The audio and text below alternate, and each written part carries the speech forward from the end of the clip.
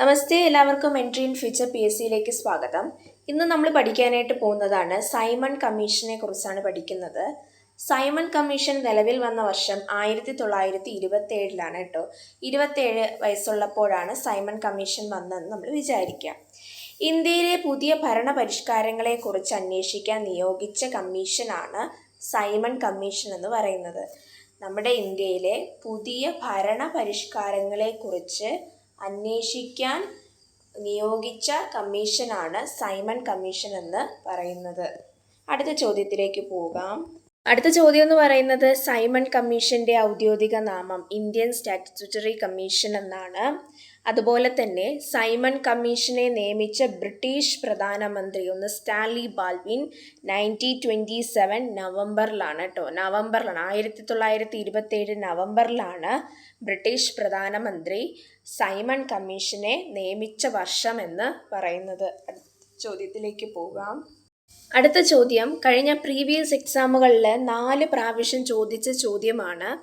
ഇന്ത്യയിൽ വന്ന വർഷം, അതായത് സൈമൺ കമ്മീഷൻ ഇന്ത്യയിൽ വന്ന വർഷമാണ് ചോദിച്ചിരിക്കുന്നത്. 1928 ഫെബ്രുവരി 3. 1928 ഫെബ്രുവരി 3-നാണ് ഇന്ത്യയിൽ സൈമൺ കമ്മീഷൻ വന്ന വർഷം. സൈമൺ കമ്മീഷൻ വരുന്ന വർഷം 1927-ലും ഇന്ത്യയിലേക്ക് വരുന്നത് 1928-ലുമാണ് സൈമൺ കമ്മീഷൻ വരുന്നത്.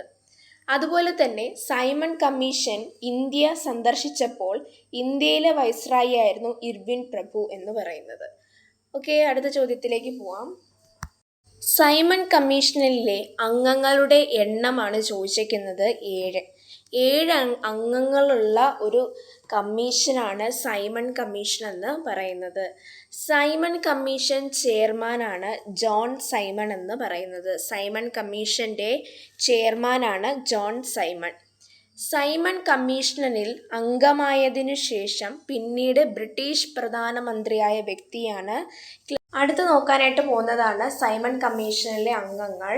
1 ജോൺ സൈമൺ, 2 ക്ലെമന്റ് അറ്റ്ലി, 3-ാമത്തെ ആളെന്ന് പറയുന്നത് വെർണൻ ഹാർട്ട്ഷോൺ, അതുപോലെ എഡ്വേർഡ് കഡോഗൻ, അതുപോലെ തന്നെ റൊണാൾഡ് ഹവാൾഡ്, അതുപോലെ George Lane Fox, Harry Levy Lawson. അടുത്ത ചോദ്യത്തിലേക്ക് പോവാം. സൈമൺ കമ്മീഷനെ ഇന്ത്യ ബഹിഷ്കരിക്കാനുള്ള പ്രധാന കാരണം സൈമൺ കമ്മീഷനിൽ ഒരു ഇന്ത്യക്കാരൻ പോലും ഇല്ലായിരുന്നു. സൈമൺ കമ്മീഷനെതിരെ ഇന്ത്യയിൽ ഉയർന്ന മുദ്രാവാക്യമാണ് സൈമൺ ഗോ ബാക്ക്. നിങ്ങൾ തീർച്ചയായും ഞങ്ങളുടെ ചാനൽ സബ്സ്ക്രൈബ് ചെയ്യാൻ, ലൈക്ക് ചെയ്യാൻ, ഷെയർ ചെയ്യാൻ മറക്കരുത്. നമസ്തേ.